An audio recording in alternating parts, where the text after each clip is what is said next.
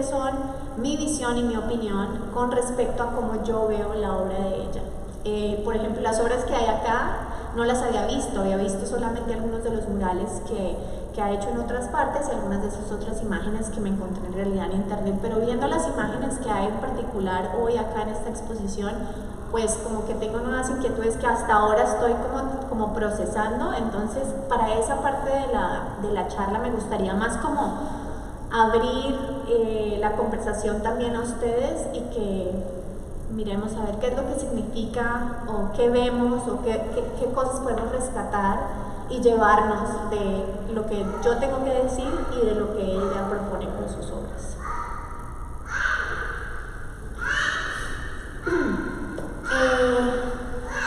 Me imagino que algunos de ustedes han oído sobre el ecofeminismo. ¿Alguien sabe qué es el ecofeminismo o ha oído este concepto antes o es nuevo para todos?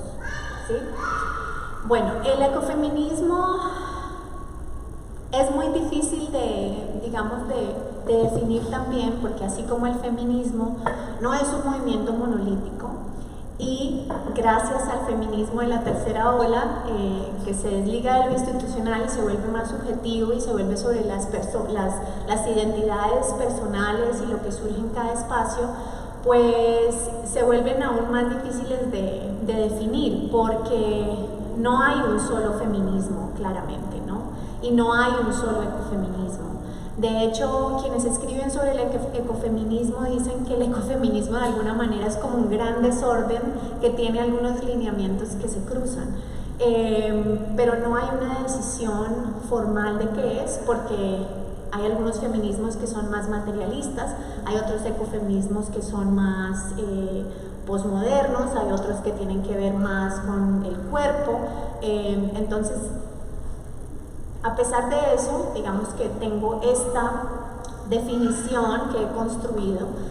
Es una corriente de pensamiento, ¿verdad? Académico, porque tiene algunas cuestiones y algunas indagaciones académicas, teóricas. Es filosófico, claro, como lo es también el feminismo, pero también es de cambio social, y ahí es donde creo que el feminismo empieza a ser un poco diferente realmente del concepto de feminismo. Es un cambio social que es activista, ¿no?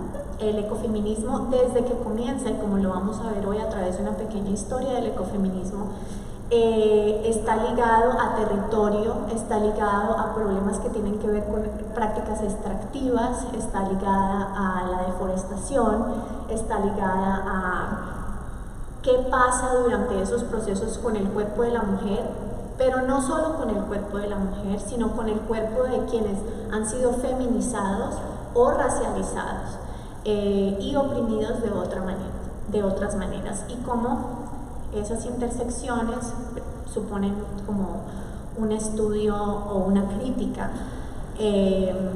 Entonces, como iba diciendo, se informa de varios tipos de feminismo y de ecología para encontrar relaciones históricas y contemporáneas entre la destrucción de la naturaleza y la opresión de la mujer principalmente. Y en eso más o menos es lo que todos los ecofeminismos están de acuerdo, ¿verdad? En que hay una relación directa entre esas dos cosas: destrucción de la naturaleza, opresión de la mujer, y que en realidad el feminismo y la ecología no tienen muchas cosas que sean diferentes, sino que en realidad tienen muchas articulaciones que deben ser vistas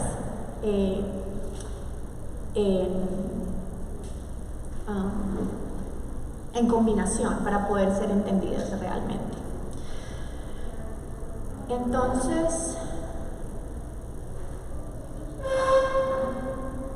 tengo acá algunas notas, no quiero olvidarme de nada. Bueno, una de las cosas que yo recuerdo la primera vez que decidí o que me interesé por el tema del ecofeminismo, yo creía, al igual que muchas personas que han dado con el ecofeminismo desde los años 70 más o menos, que era algo que yo sola, ¿no? Como, a nadie se le ha ocurrido nunca esta relación de la mujer y la naturaleza. Y se me ocurrió, dentro de una clase que estaba tomando con mi mentora, que Juan conoce muy bien, Babette Mangold, que es una cineasta francesa que da clases en UCSD, y ella es una feminista que principalmente desarrolló sus conocimientos de feminismo en la segunda ola, ¿no? Entonces sus visiones son más institucionales con respecto a la mujer y un poco esencialistas. Cuando yo propuse el tema del ecofeminismo, ella se puso muy brava conmigo, me dijo que estaba loca, que qué me pasaba, que cómo se me ocurría decir o suponer que los temas medioambientales afectaban más a la mujer. Y fue como todo un proceso de encontrar las fuentes y la investigación relevantes para poderla convencer a ella de que sí había, de que no hay una neutralidad en cuanto al género cuando hablamos de problemas que tienen que ver con cambio climático, que tienen que ver con deforestación. ¿Por qué? Y esto me estoy avanzando un poquito, pero el materialismo feminista nos ha ayudado dentro del ecofeminismo a entender que no es que la mujer esté más cercana a la naturaleza por cuestiones esenciales, sino que por cuestiones de supervivencia, la mujer, que es la que colecta la madera, o la que va por el agua, o la que tiene que ir a conseguir el alimento, porque el 80% en cuanto hablamos del sur global al que pertenecemos, la mayor parte de los alimentos los tiene que ir a conseguir la mujer, el agua la consigue la mujer. Y dentro de esos procesos hay violencia sexual, que sin tener problemas con temas de ecología, ya se suponen simplemente por el hecho de ser mujer, ¿verdad? Pero cuando hay temas que por sequías se tienen que ir ya no 8 horas, sino que se tienen que ir 12 horas a buscar alimentos o a buscar madera, entonces la mujer y las mujeres y los niños, por temas de supervivencia, no porque tengan una conexión intrínseca a lo natural y estén más cercanas a la tierra, es porque su día a día sí está más unido con el tema del agua y esto. Por eso es que hay una relación o una diferenciación o una opresión adicional al tema de la mujer. Esto nos lo aclaran dos feministas materialistas, Greta Garth y Lori Green y Greta Garth, quienes como que son dos figuras, para que luego investiguen más, que han hecho mucho avance sobre la manera de entender el ecofeminismo desde la ética, ¿verdad? Desde esa visión de que tenemos cuerpos y de que a esos cuerpos les pasan cosas y que esas visiones éticas son las que suponen que unos cuerpos sufran más que otros y que podamos establecer como estos argumentos del ecofeminismo. Okay. Bueno, como contexto también tenemos que, y me encanta que de contexto porque el nombre de la exposición de Hilda es Hierba Mala, ¿no? Y es algo en donde realmente entendemos lo que ha pasado con la visión de mujer dentro de la historia. En los años 80, Carolyn Merchant, que es una historiadora ecofeminista muy importante, hace un estudio y lo presenta por medio de un libro que se llama La muerte de la naturaleza, que es todo un estudio sobre el cuerpo de la mujer y cómo el cuerpo de la mujer en un momento es vida, ¿no? Fertilidad, vida.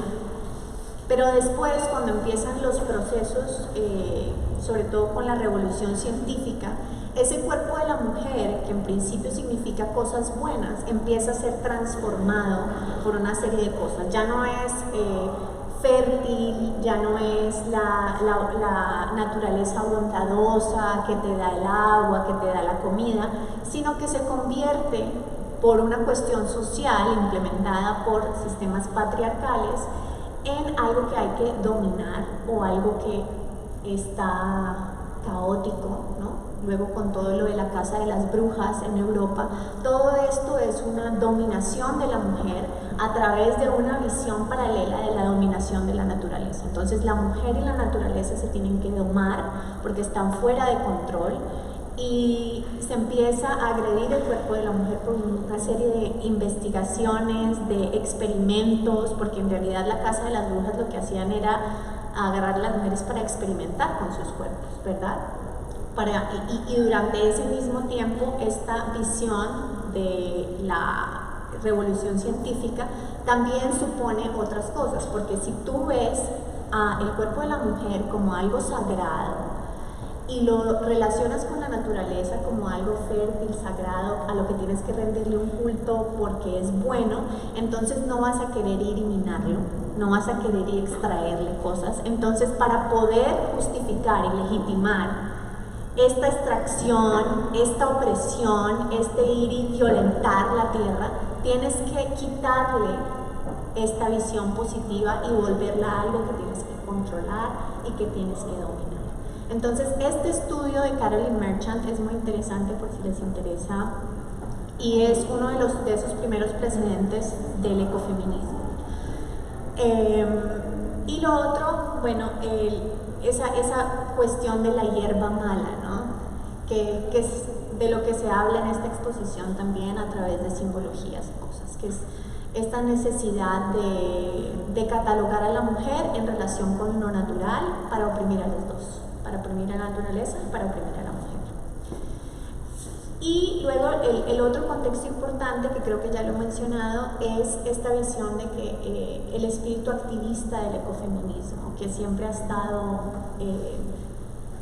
muy importante, aún antes de que empiece la historia formal, porque digamos que la historia formal, como lo vamos a ver, del ecofeminismo empieza en los años 70, pero aún en los años 30, dentro de la historia del feminismo latinoamericano, ya se veía un cuestionamiento, una indagación por medio de feministas principalmente cubanas y algunas feministas mexicanas,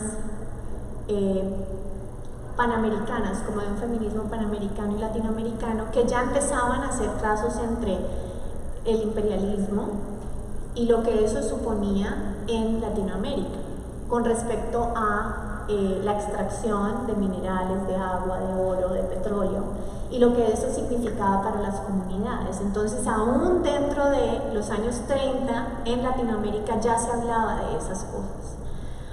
No siempre se le ha puesto el término ecofeminismo como rótulo, ¿verdad? Pero estas cuestiones siempre se han indagado y siempre se han visto dentro de los desarrollos tempranos, sobre todo de los feminismos latinoamericanos, en donde obviamente había ya una opresión y unos intereses por parte coloniales, ¿no? que venían de esta visión colonial de los Estados Unidos y de Europa hacia los pueblos del sur global. Entonces siempre ha habido esta cuestión de la supervivencia y del activismo dentro de la historia del ecofeminismo. Otra cosa que quería decir es que no necesariamente todas las cosas de las que voy a hablar hoy son que todas estas mujeres o todas estas figuras han dicho yo soy ecofeminista, ¿verdad?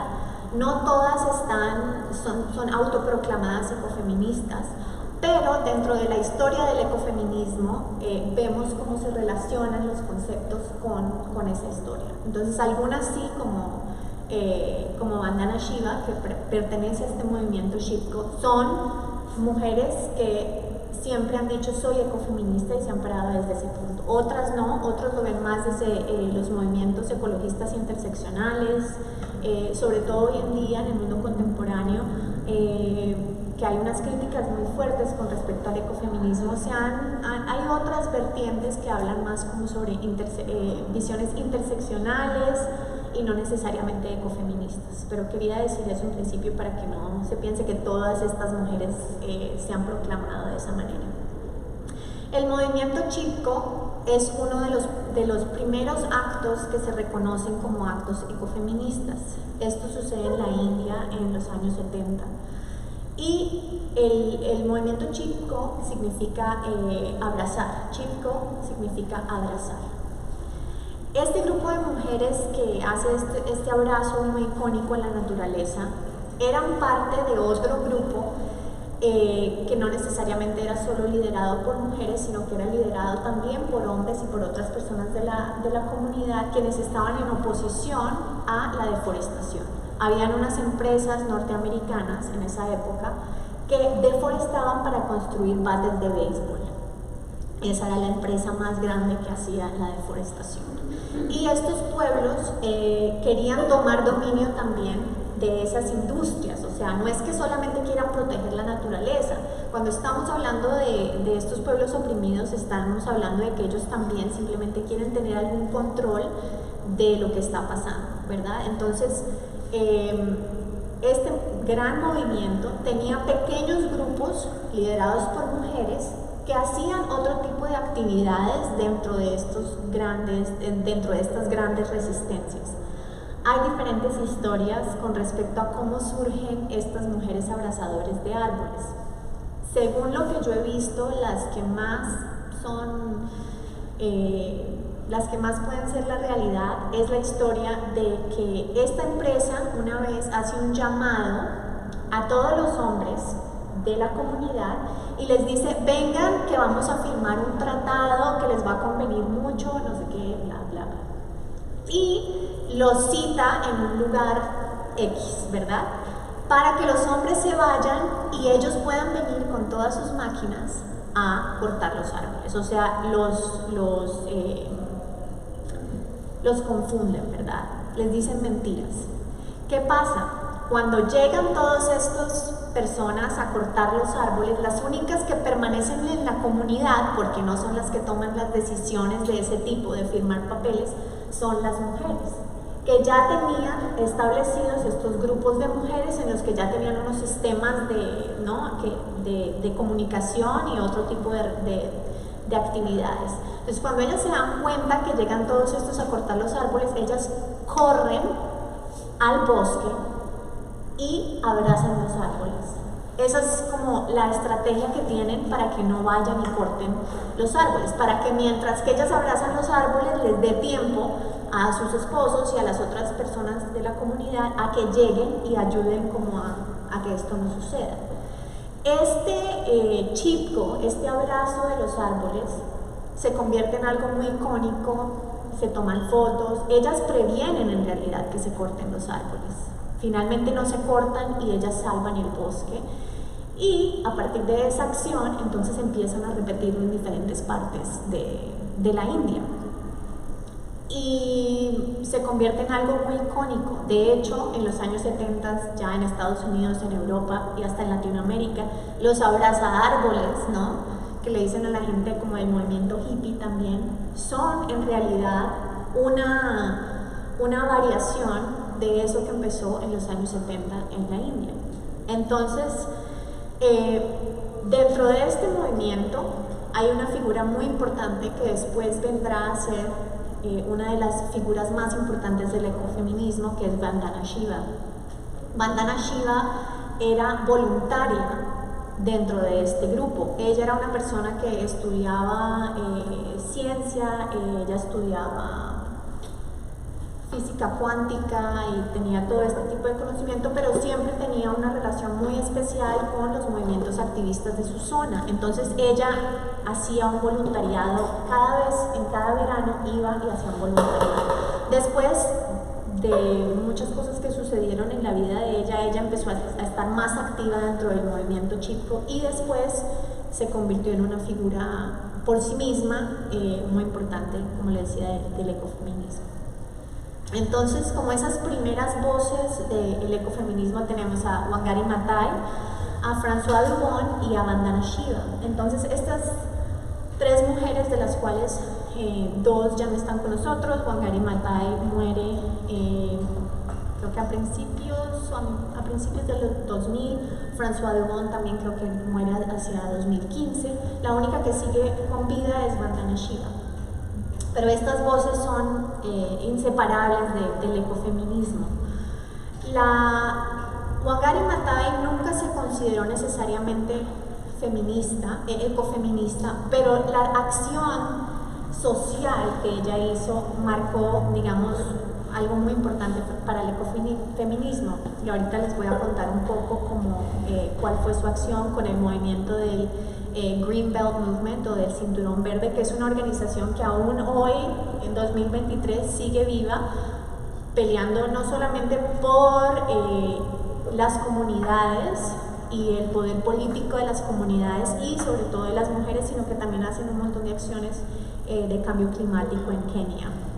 Entonces Wangari Maathai es keniana y en los años 70 empieza este movimiento que es muy importante, del cual vamos a hablar un poquito ahorita. Luego tenemos a Françoise Dubon. Ella es la primera persona que usa el término ecofeminismo en un libro, o sea, en una teoría. Ella no era académica, de hecho su vida se centró mucho en el activismo político, pero escribió varios libros que ahora tienen mucha más relevancia, que están siendo reimpresos, etcétera, etcétera. Entonces, ella es la primera vez que habla de la palabra ecofeminismo que se encuentra en un libro, fue ella, al hablar sobre el capitalismo. Entonces, Wangari Maathai ya venía hablando como de los problemas sociales de la colonización con respecto al cuerpo de la mujer y de los pueblos oprimidos, pero Françoise Dubon era mucho más, ella venía con un pensamiento también comunista, ella después se desliga del pensamiento comunista, pero tiene una visión muy crítica frente al capitalismo y empieza a hacer estos paralelos y conexiones entre el capitalismo, el cuerpo de la mujer y la ecología, ¿no? Entonces, en su libro, que es muy famoso, que se llama El feminismo o la muerte, es el texto en el que primero habla de eso. Y luego tenemos a Vandana Shiva, que es, ella sí que es autoproclamada ecofeminista. Si tienen la oportunidad de ver su última documental, que se llama Las semillas de Vandana Shiva, ella es una de las personas que más lucha contra Monsanto, por ejemplo.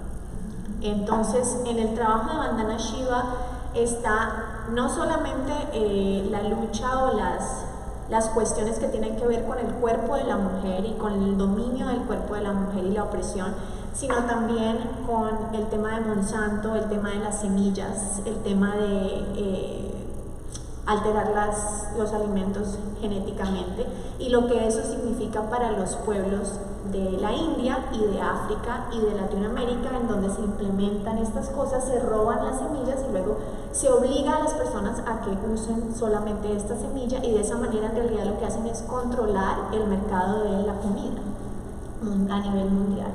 Entonces ella ha sido la que ha escrito más libros que tienen que ver directamente con ecofeminismo, y ha sido la que más ha documentado el movimiento desde los años 70. Entonces el movimiento del Cinturón Verde empieza en 1977. Wangari Maathai, keniana, ella gana una beca que le da el gobierno de los Estados Unidos para ir y hacer unos estudios de pregrado y de posgrado en Estados Unidos, y cuando ella regresa a Kenia con un montón de conocimientos, de visiones críticas que, bueno, sí vienen de una visión también colonial, ¿no? Porque esas cosas son conexiones complejas, ¿no? Pero llega a darse cuenta del estado en el que el colonialismo, que en esta instancia es el Reino Unido, tiene o ha tenido sobre el paisaje y sobre las personas de Kenia, principalmente sobre las mujeres. Ella empieza a hablar con las mujeres y se empieza a dar cuenta que debido a que el monocultivo del té y del café se han tomado a Kenia, se han destruido otro tipo de maneras de agricultura que normalmente eran las que sostenían al pueblo, ¿verdad? Las personas tenían buena salud, habían ríos. Después de que se destruye el paisaje, de que se oprime a la naturaleza por medio de estos monocultivos, la gente pierde también sus costumbres de sembrar ciertas cosas que eran importantes para su salud. Los ríos se secan, ella llega a un país completamente diferente, destruido, que también es el caso de Vandana Shiva, después de que ella regresa, y ve que el paisaje y las mujeres ya no son lo mismo. Entonces ella empieza este movimiento del cinturón verde y les dice a las mujeres, bueno, voy a darles, se une con el Consejo de Mujeres de Kenia, con organizaciones gubernamentales, y les dice, vamos a plantar árboles. Y así es que vamos a volver a reclamar nuestras tradiciones, nuestra salud y también el poder de las mujeres. Entonces empiezan a plantar árboles, ella les da un poquito de dinero por cada árbol, que en realidad empieza como una motivación para que las mujeres en realidad lo hagan, y las mujeres empiezan a producir bosques y bosques y bosques y bosques, y empiezan a mejorar sus condiciones de salud, empiezan a mejorar sus condiciones económicas y empieza a cambiar el paisaje. Entonces ella se da cuenta del gran poder que tiene esto y de que las mujeres, en lugar de ser víctimas, pueden ser agentes de cambio. Entonces después de eso se da cuenta que el problema, a pesar de que ella se centra en las mujeres, no son solo las mujeres, ¿no?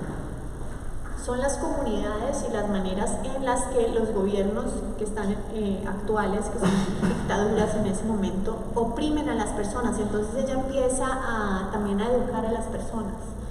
Talleres comunitarios en donde se les enseña a las personas sobre la democracia, sobre cómo organizarse. Y ese gran trabajo hace que en realidad empiecen a cambiar las cosas en Kenia, que hoy por hoy, estábamos hablando de esto justo ayer con una persona que vive en Kenia, es el único país, o sea, alrededor de Kenia, que está Sudán, está, ¿cuál era el otro? ¿Somalia?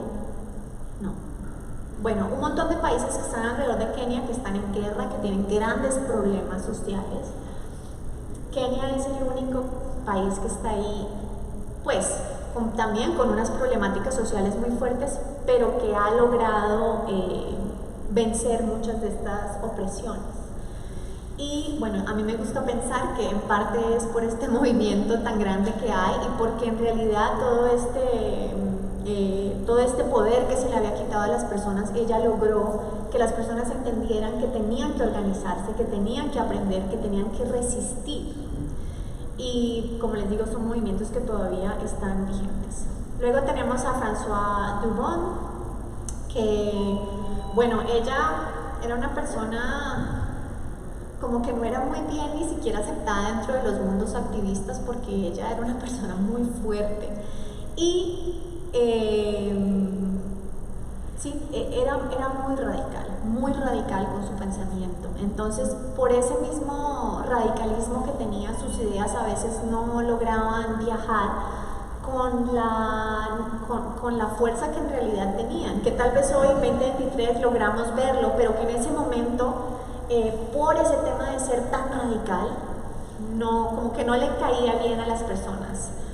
Y por eso su trabajo como que no tuvo la misma fuerza, también porque ella no estaba dentro de lo académico, era activista, pero escribía sobre su experiencia desde el activismo y no desde la investigación. Entonces eso también le quitaba legitimidad, porque pues obviamente en Francia esa parte de la intelectualidad y de la teoría tienen pues un peso muy importante que ella no tenía.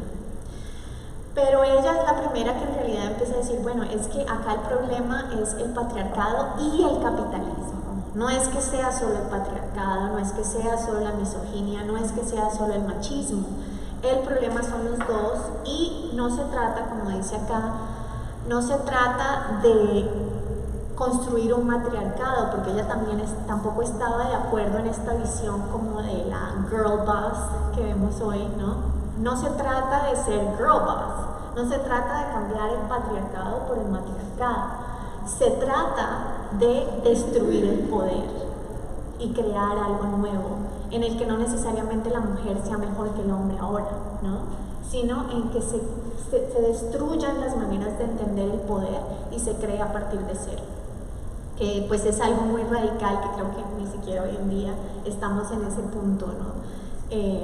Pero para ella era muy importante esa visión. Y luego, como les decía, Vandana Shiva, que bueno, ha sido la persona que más ha escrito sobre estos temas, la relación que tiene la Tierra con los procesos del petróleo, ¿no? Hay uno de sus libros que está ahí, la diapositiva, que se llama Soil Not Oil, es uno de esos libros que fueron como, que realmente como que llegan y sacuden estas ideas que se tienen, como, o que no se ponen ni siquiera en cuestionamiento hasta el momento. Ella llega y bueno, tiene también muchos enemigos y han escrito muchas cosas en contra para tratar de desacreditarla. El New York Times ha escrito un par de artículos que dicen que está loca, que ni siquiera es científica de verdad, o sea, tratando de desacreditarla de todas estas maneras, pero ella resiste y por medio de estas teorías y de un conocimiento extensivo, no solo de la ciencia, sino de los movimientos sociales organizados, bueno, tiene un montón de libros y acciones, ¿no? Porque ella ha liderado movimientos en la India y ahora movimientos globales muy importantes. Ella es una de las críticas más grandes sobre la globalización, sobre lo que en realidad significa la globalización para los mercados, para los sistemas de comida, sobre todo para todo lo que tiene que ver con la agricultura, con el cuerpo de la mujer y con estas instancias del petróleo. Otras figuras importantes dentro del ecofeminismo son, no sé si han oído de Berta Cáceres. Bueno, después de hoy creo que a muchos les interesará. Berta Cáceres, Hazel M. Johnson y Nemonte Nekimo son las figuras que decidí como concentrar en esta parte que habla sobre justicia social e interseccionalidad, y que en realidad hablan sobre algo muy importante que surge dentro del feminismo, que es el concepto de la interseccionalidad, que en realidad surge en Estados Unidos con el trabajo de la abogada Kimberly Crenshaw. Kimberly Crenshaw tiene un par de casos muy específicos en los que unas mujeres negras estadounidenses ponen unas demandas contra unas empresas en las que ellas dicen, bueno, es que acá no solamente estoy siendo oprimida por ser mujer, sino que también estoy siendo oprimida por ser negra. Y esto es algo que de pronto desde el momento en que estamos nosotros le encontramos sentido, pero en ese momento no se le encuentra sentido y se le dice, ¿cómo así? O sea, no, usted no puede articular esos dos conceptos, usted no puede decir que se genera una nueva opresión a partir de esa intersección, y ella logra, por medio de, bueno, ganar los casos y hacer toda una teoría, de comprobar que en realidad sí. Y luego, hoy en día tenemos más tipos de intersecciones que considerar, ¿no?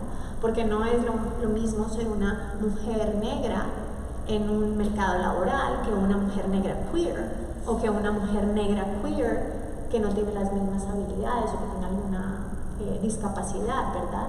Entonces, cuando empezamos a articular lo que significan todas estas intersecciones de la identidad, que además también viene de un movimiento del Comeback River Collective, que son las mujeres feministas negras también en Estados Unidos en los años 70, que empiezan todo este tema de las políticas identity politics, políticas de identidad, que junto con el concepto de la interseccionalidad realmente le dan un vuelco a lo que se había visto del feminismo, ¿no? Que en su primera ola, en su segunda ola es un feminismo bastante blanco, y que aún, o sea, no solo blanco, o sea, blanco con respecto no solamente a lo negro, sino blanco con respecto a lo latinoamericano y a todo lo que tiene que ver con color, ¿no? Porque las mujeres de la primera y la segunda ola norteamericanas y europeas veían a las feministas latinoamericanas como menos, ¿no? Entonces, toda una serie de intersecciones que se empiezan a proponer y que por medio de estos ejemplos que voy a mostrar, como que se ven esa importancia. Berta Cáceres es una figura muy importante dentro del ecofeminismo. No es que ella se considerara ecofeminista, pero el feminismo sí era una parte muy importante de su lucha indígena. Ella pertenecía al pueblo lenca de Honduras, Y desde que era estudiante, en los años 80, ella funda lo que se llama el COPIN, que es el Consejo Cívico de Organizaciones Populares Indígenas de Honduras. El pueblo de Honduras hacia los años 90 tiene toda una serie de problemáticas con la construcción de las represas hidroeléctricas por parte del Banco Mundial, empresas de la China y de las empresas de desarrollo energético ahí en Honduras. Ella está en resistencia constante porque el pueblo Lenca y el río Hualcarqué, que es un río muy importante para ese pueblo, no le dicen a nadie del pueblo que van a construir estas represas, sino que las personas empiezan a encontrar maquinaria a lo largo del río y como ya saben que Berta es una organizadora, le dicen: Berta, vaya, ¿qué es lo que está pasando? Y él se da cuenta que ya tienen todos unos planes para construir estas represas y lo que eso va a significar para el pueblo Lenca es que se va a destruir su río y de ahí para abajo pues ya sabemos todo lo que les va a pasar, ¿no? Entonces ella hace resistencia por años, tanta resistencia que el gobierno y la empresa de DESA empieza a hacer atentados violentos contra ella y contra otras personas que están en esta lucha, al punto en el que el Banco Mundial y esta organización china dicen: no, o sea, tampoco vamos a estar acá con esta situación, acá esto ya con la violencia, ¿no? Pero resulta que la militancia norteamericana estaba involucrada también, porque en ese momento en Honduras habían personas de la CIA que venían de las militancias norteamericanas que venían a entrenar a los ejércitos en Honduras. Entonces había como unas articulaciones políticas muy fuertes. Berta y las personas del COPIN y el pueblo Lenca siguen en oposición a la construcción de estas represas y finalmente a Berta la matan en el 2016. La matan y se encuentra que fue el DESA, la Organización de Desarrollos Energéticos, los que la matan. Y de hecho el presidente de esa organización aún está en la cárcel, le dieron 22 años de cárcel. Encontraron a 8 personas responsables, todas que trabajaban para el gobierno, que la habían puesto en una lista y la mataron. La mataron a ella y como a los días o a las semanas mataron a la persona que trabajaba con ella también. Entonces, claro, esto realmente empieza una revolución muy grande. De hecho dicen que a Berta no la mataron, sino que con la muerte de Berta renacen muchas más Bertas, porque en el momento en que ella muere o que la matan, el movimiento feminista en Latinoamérica, principalmente en Centroamérica y en ciertos puntos de América Latina, pues crece mucho, ¿no? Porque esta injusticia ya se hace muy visible. Y ella acababa de recibir, hacía meses antes de que la mataran, le habían dado el Goldman Environmental Prize. Entonces ya tenía como, y había dado un discurso muy fuerte que sí, que les recomiendo mucho que lo busquen después en YouTube, porque es un discurso increíble en el que, bueno, parte de ese discurso dice acá, ella dice: despertemos humanidad, ya no hay tiempo, nuestras conciencias serán sacudidas por el hecho de solo estar contemplando la autodestrucción basada en la depredación capitalista, racista y patriarcal, ¿no? Las articulaciones del ecofeminismo. Entonces ella, y de hecho hoy en día hay una organización muy importante que se llama Global Alliance, me olvido del nombre ahora, pero es la organización más grande que sigue haciendo el trabajo que hacía Berta Cáceres. La hija de Berta Cáceres, que también se llama Berta, sigue liderando el COPIN. Y bueno, como sabemos, en Centroamérica hay unos problemas muy fuertes con respecto, bueno, primero problemas sociales que hacen que las personas, que haya un éxodo, ¿no?, de personas que están buscando una mejor vida, pero también desde el 2015 lo llaman el corredor seco centroamericano por los problemas tan fuertes que tiene debido al cambio climático, ¿no? 6 meses de inundaciones, 6 meses de sequía, que han destruido el paisaje, la agricultura y las maneras de vivir de los pueblos que viven allí. Entonces esa organización aún hace mucha resistencia. Y luego está Hazel M. Johnson, que es un ejemplo que quise incorporar de los Estados Unidos, y el trabajo que ella hace, o que ella hizo, la hizo catalogar como, en Estados Unidos se le conoce como la madre del movimiento ecologista, porque ella vive en Chicago y se da cuenta que las personas que viven en su barrio, a fulanito le dio cáncer, al otro también le dio cáncer, su esposo muere de cáncer, los niños de la cuadra tienen asma, pero no solo uno, ¿no? Sino como todos tienen algunos problemas. Entonces ella empieza a hacer una investigación, qué es lo que pasa, por qué todos tienen cáncer, por qué todos tienen asma, y se da cuenta que el barrio donde ella vive, que se llama Alger Gardens, fue construido sobre un sitio tóxico. Claro, como iban a poner allí personas de color, entonces pues no importa, pongámoslos ahí encima de lo que se conoce como la dona tóxica, así se le llamó. Entonces ella se da cuenta por medio de indagar que lo que pasa es que debajo de ellos hay todas unas situaciones tóxicas que no existen en otras partes de la ciudad, sino que existen en estas partes en donde además se les dio, o sea, cuando los hombres regresan de la guerra, por todos unos problemas que supuestamente volvían con ciertas condiciones, pero cuando regresan los que son negros no tienen las mismas condiciones que los que son blancos, ¿no? Y los ponen en estos barrios que tienen problemas que han cubierto con landfill. Entonces ella se convierte en una figura muy importante en esa intersección entre lo racial y lo medioambiental, especialmente en Estados Unidos. Y luego, bueno, en la actualidad quería no vamos a hablar de todas estas porque pues también tenemos que seguir, y si no nos quedamos acá hasta muy tarde, pero en la actualidad hay muchas personas, mujeres, personas queer, que están haciendo una labor, no simplemente desde el activismo, sino desde otras maneras de traer conciencia, ¿no? Alessandra Cora Munduruku o Nemote Nenquino, quien son, por ejemplo, mujeres indígenas.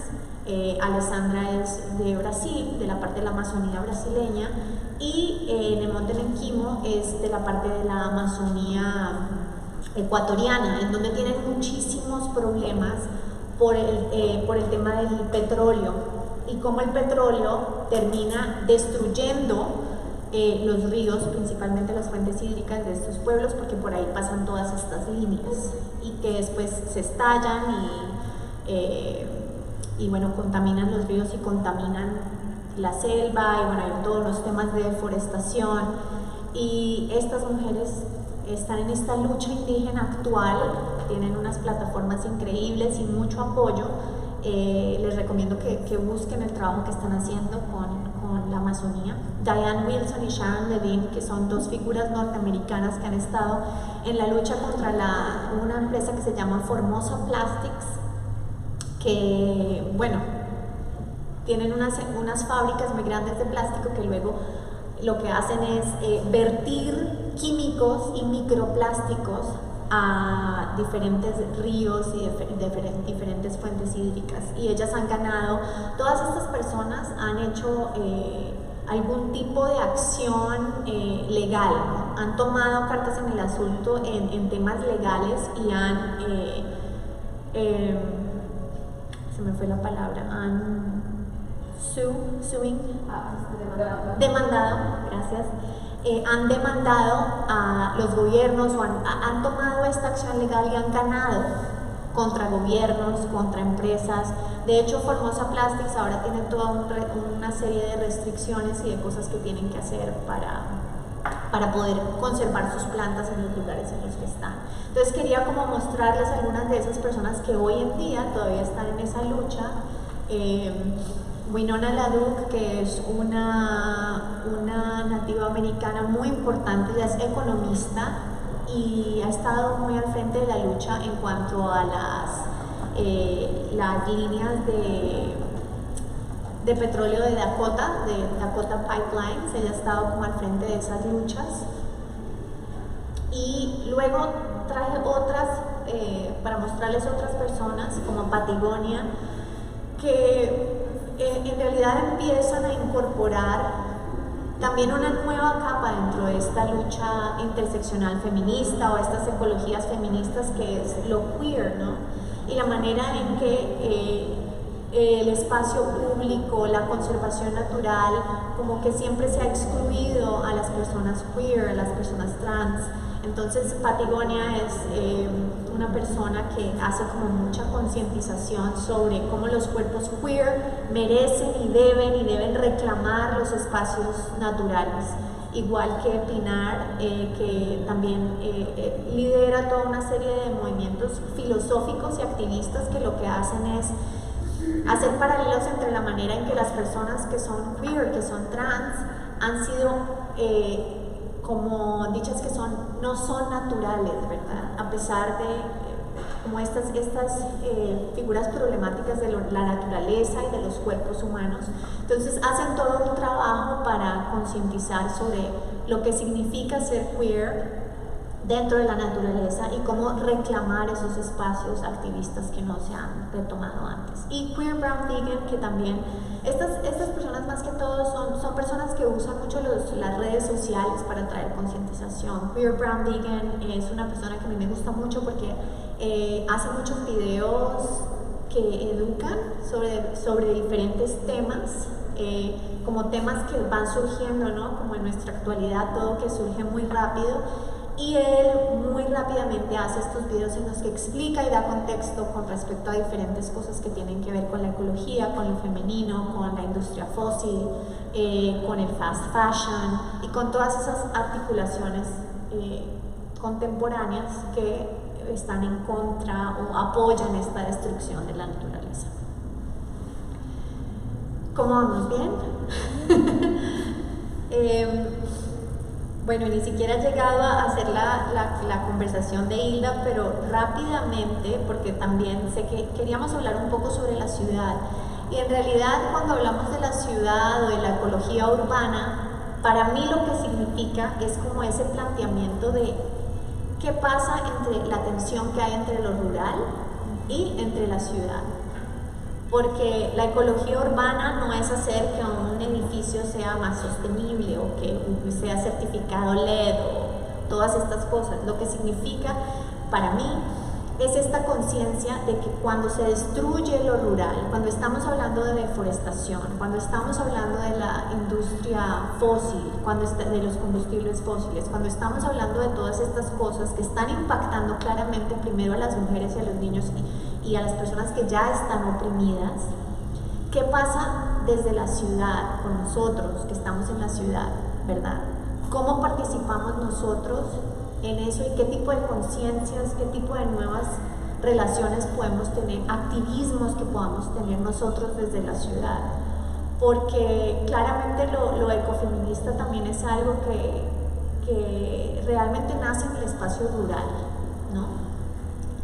Pero desde la posicionalidad de nosotros, desde mi posicionalidad como una persona que no vive en lo rural, ¿qué es lo que pasa en la ciudad y cómo podemos tener resistencia en la ciudad desde el arte, por ejemplo, pero también desde las resistencias que podamos tener colectivas y la organización que podamos tener colectiva y también desde las relaciones individuales que podemos tener, ¿no? Mejores maneras de comprar, que sí son importantes, pero que lo más importante es la resistencia política que tengamos en contra de las corporaciones y de la manera en que permitamos que las corporaciones sigan haciendo estas cosas que finalmente terminan afectando a las personas en los espacios rurales y cómo podemos nosotros en nuestra identidad buscar esas relaciones que tenemos con estas personas, por ejemplo en mi caso, que no vivo en lo rural, pero que entiendo lo rural desde mi posición de lo que significa para mi país, ¿no?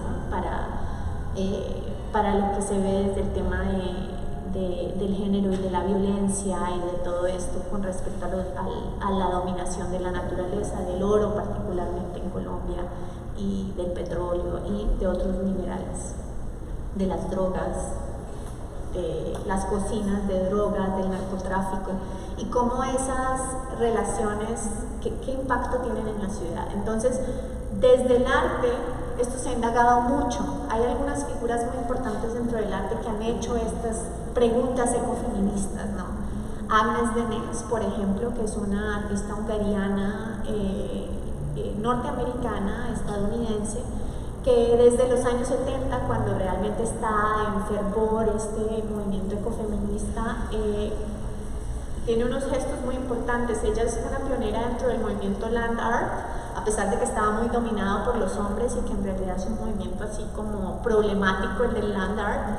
Ella empieza a hacer unos gestos muy diferentes. Uno se llama Rice Tree Burial, que es como la primera instancia que se tiene de pensar en la ecología, el arte y el género en los años 70. Y luego esta, que está en la imagen, que se llama Wheatfield, en el cual ella siembra enfrente del World Trade Center en Nueva York un campo de trigo muy grande, ¿no? Y la implicación que eso tiene, de tomar todo este espacio que está enfrente de Wall Street, que está enfrente de todo esto, y tener una conversación con la ciudad, con las personas, de qué significa poner este campo ahí. Entonces es una articulación muy importante sobre los alimentos, sobre la naturaleza, sobre el espacio público, sobre la conservación y también la oposición a estos sistemas capitalistas que están justo ahí enfrente y el diálogo que se puede tener. Helena Ayllón, que también uno de los movimientos más grandes del ecofeminismo, sobre todo en Estados Unidos, era el movimiento antinuclear, ¿no? Porque el ecofeminismo va muy de la mano de ser antiguerra, porque la guerra produce no solo violencia, sino que produce la destrucción de la naturaleza y de los cuerpos que ya están oprimidos, ¿no? Y genera pues toda una serie de problemas medioambientales, entonces, y pues más las guerras nucleares. Entonces había un gran movimiento antinuclear liderado por mujeres en Estados Unidos en los años 70.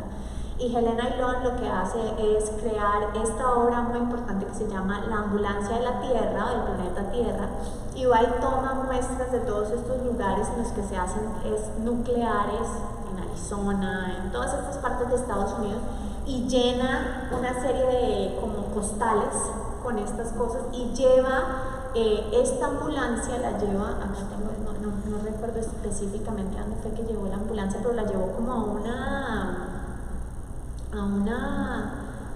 ay, ahora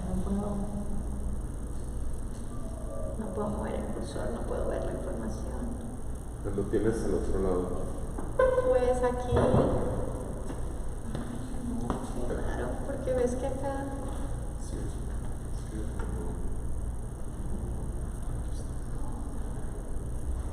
bueno, el caso es que ella lo lleva como digamos a una convención muy importante de las Naciones Unidas que estaba sucediendo en Estados Unidos y parquea esta ambulancia de la Tierra ahí que tiene todos estos desechos que vienen de lo nuclear, y a partir de ahí se empieza a hacer una serie de gestos artísticos que tienen que ver con el movimiento antinuclear.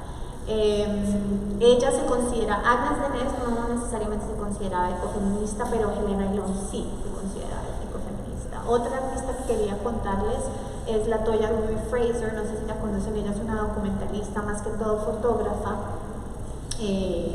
americana, negra, que hace toda una investigación sobre una crisis muy grande que hubo en Flint, en donde toda el agua de la ciudad estaba contaminada, una ciudad en la que principalmente viven personas negras, ¿no? Entonces ella hace toda una documentación a través del lente de una familia de dos mujeres y su hija, de cómo se pasa de tener bebederos de agua que dicen solo para blancos a tener bebederos de agua en barrios negros en los que ni siquiera se puede tomar el agua, ¿no? Porque está contaminada, y está contaminada porque hay un desinterés por preservar la pureza de ese agua, porque no importa, porque es para un pueblo que no importa, ¿no? Entonces el tema de la raza y el tema de cómo a través de este lente, de este grupo de mujeres, ella hace como toda una indagación sobre, ahora ni siquiera puedo cambiar la diapositiva, no, ya.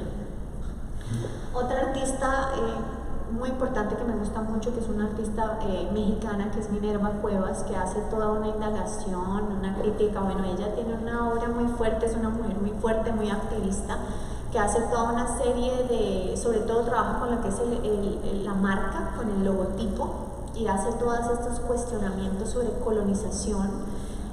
Por ejemplo, en este caso con la marca del Monte, que en lugar de ser puré de tomate es pure murder, ¿no? Y hace este tipo de juego de palabras también con el chocolate Toblerone y con otro tipo de marcas en las que estudia la marca y estudia lo que en realidad significa que esa marca exista en el mundo desde el punto de vista colonial, desde el punto de vista de lo que le hace a la sociedad, de cómo destruyen la tierra con el monocultivo y luego te venden un producto que en realidad está lleno de químicos, de preservativos, o sea, hace toda una serie de cuestionamientos increíbles. Y por último, Susan Schulpe, que es una artista del Reino Unido que hace un trabajo muy importante también en los cuestionamientos de cómo le da voz a materias, por ejemplo, como el petróleo. Los cuestionamientos, el que más me gusta se llama, no lo puedo ver ahora, pero creo que se llama como la tierra se defiende a sí misma o algo así, que es una animación en la que recrea lo que fue el derrame de petróleo en el Golfo de México en el 2010, creo, y hace una animación como si fuera el petróleo dentro del agua, ¿no? Y el texto que lo acompaña, la narración que lo acompaña, es una demanda que hicieron Vandana Shiva junto a otras personas, principalmente activistas indígenas, personas de color, latinoamericanas, en las que hacen una demanda contra British Petroleum como si fuera el océano demandando al British Petroleum, que fue una demanda real que se hizo firmada por un montón de personas humanas, y esta obra de arte recolecta el documento con el que se hace legítima esta demanda y se lee encima de esta animación de lo que fue el derrame de petróleo. Y luego estos ya, como para terminar más, son como películas y cortometrajes dentro de este marco de las ecologías feministas que a mí me han inspirado mucho en mi trabajo y en mi manera de ver el mundo, que quería compartir con ustedes, más como por si después quieren ir y verlas. Abuela Grillo, que es increíble, todo esto está en YouTube. Bueno, Abuela Grillo está en YouTube.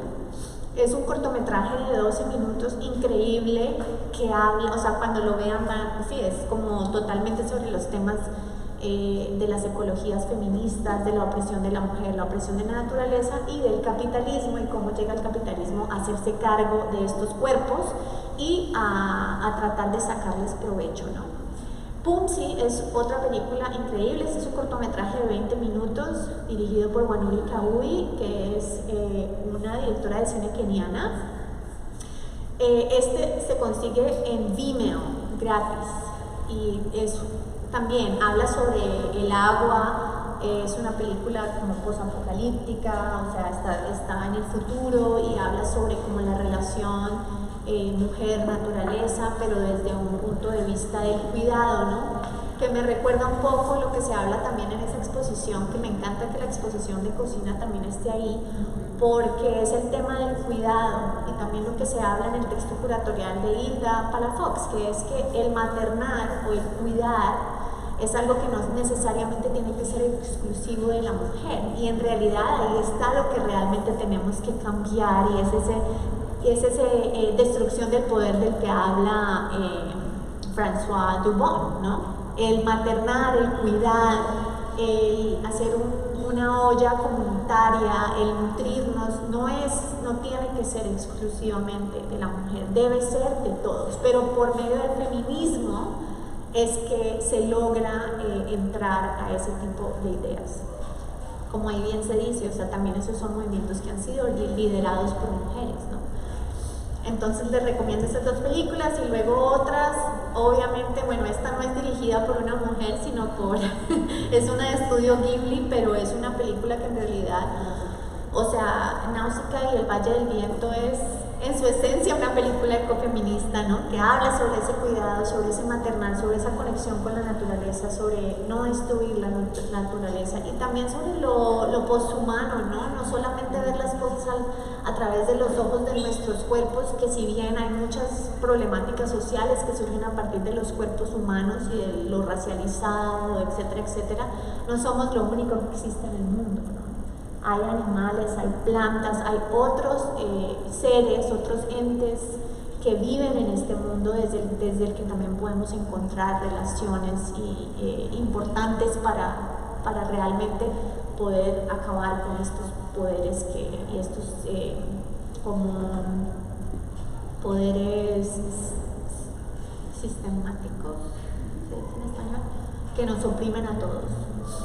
Taking Root es una película que también se consigue en internet, gratuita, desde la página de Greenbelt Movement, que habla sobre toda la vida de Wangari Maathai. Es muy interesante, es un documental.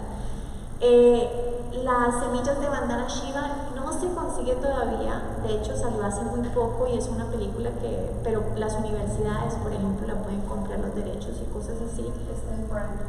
Ya está en Prime, increíble, porque hasta hace poco no estaba, tenías que comprar los derechos aparte, pero si está, se las recomiendo. O sea, es una película increíble, también un documental.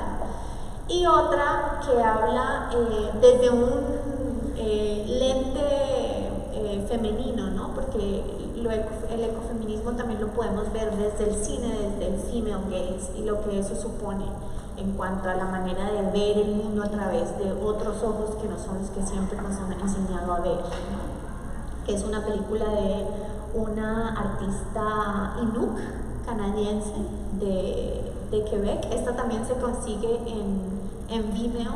Es un cortometraje muy hermoso sobre valores indígenas, sobre existir en un cuerpo ancestral, habla sobre las tradiciones y es muy lindo y se llama 3000 y la artista es Asina Haq. Entonces ahora quería más como abrir la conversación a todos a partir de estas imágenes, pero también teniendo en cuenta que las imágenes que están en la exposición son diferentes y tienen unas simbologías muy fuertes que en realidad tienen una conversación interesante con todo este tema del ecofeminismo. ¿Cómo ven ustedes de pronto estas imágenes o qué lectura hacen de estas imágenes después de haber como recibido este otro contenido que de pronto no tenían antes? ¿Qué relaciones ven o qué les interesa?